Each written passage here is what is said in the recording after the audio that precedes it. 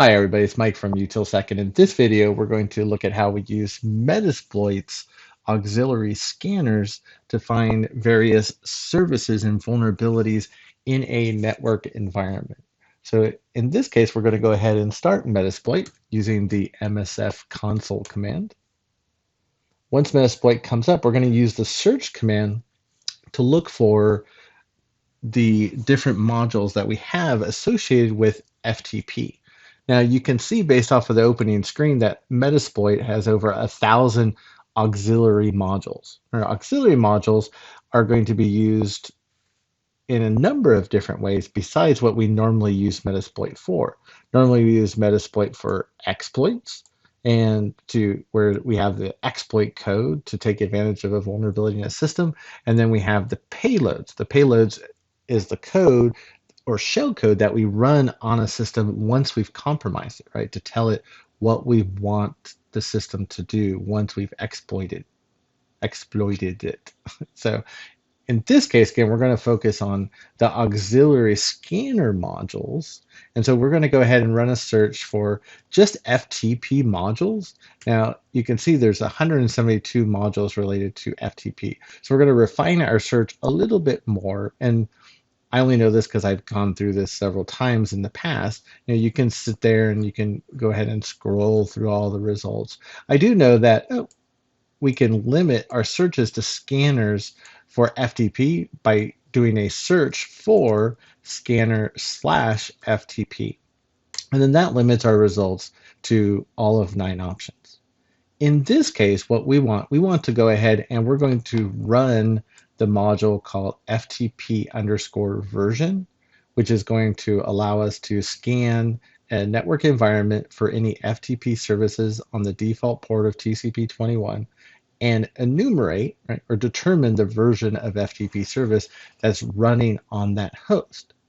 So to select that module, we're going to go ahead and type in use, and then we can either type in the entire name of the module, auxiliary/scanner/FTP/FTP_version, or if you want the shortcut, you can just type in the number next to it. So in this case, the number 5. We use the command use 5, hit enter, and then you can see we load the auxiliary scanner for FTP version. Now, when I first load a module in Metasploit, the first thing I'll type in is options. This will tell us what settings are required for us to run the actual scanner. So you can see the required column, and it tells us whether we have settings that are required. In this case, we don't have to supply a username and password. And then you can see we do have to supply our host, our port, and threads. Now, the idea is with our host is blank because we haven't given Metasploit a specific target. R stands for remote.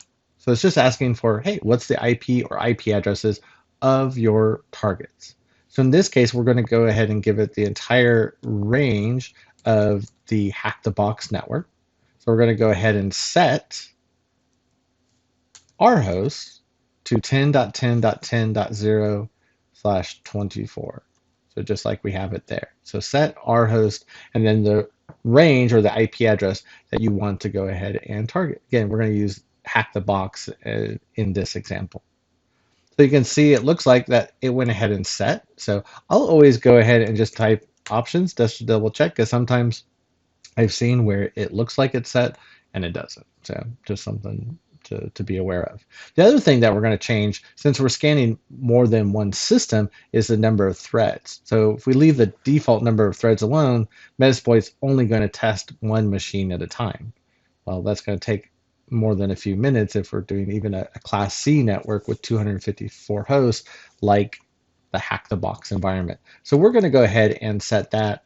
I found most network environments go to about 30-35 before you can start to have performance issues with the scanner, especially if you're doing larger environments. So we're going to set it to 35, and then we're going to go ahead and type in run to launch it. And you can see immediately the scanner's running, and it's already found an FTP server running at 10.10.10.5, and then it does the additional enumeration through banner grabbing to determine, hey, it looks like we were successfully connected to the FTP service on 10.10.10.5, and it's running the Microsoft FTP service. Now you can see it's also, again, it's grinding away at 35 hosts at a time, so it has to go through 7 or 8 loops before it's actually going to finish. You can see we also found an FTP service at 10.10.10.123, and we can see based off of that, right, it looks like it's going to be a FTP server running VSFTPD version 3.0.3. So that's a great piece of information we can use to look up to determine, is this FTP service vulnerable? And if so, is there an exploit that we can use to attack that system? We see 2 other FTP servers, right? We see one at 10.10.10.187 running another version of VSFTPD 3.0.3. And then we also see another Microsoft FTP server at 10.10.10.180. But again, for the purposes of this video, we actually were able to load an auxiliary scanner within Metasploit and use it to scan for instances of the FTP service and determine what actual FTP service is running on those hosts.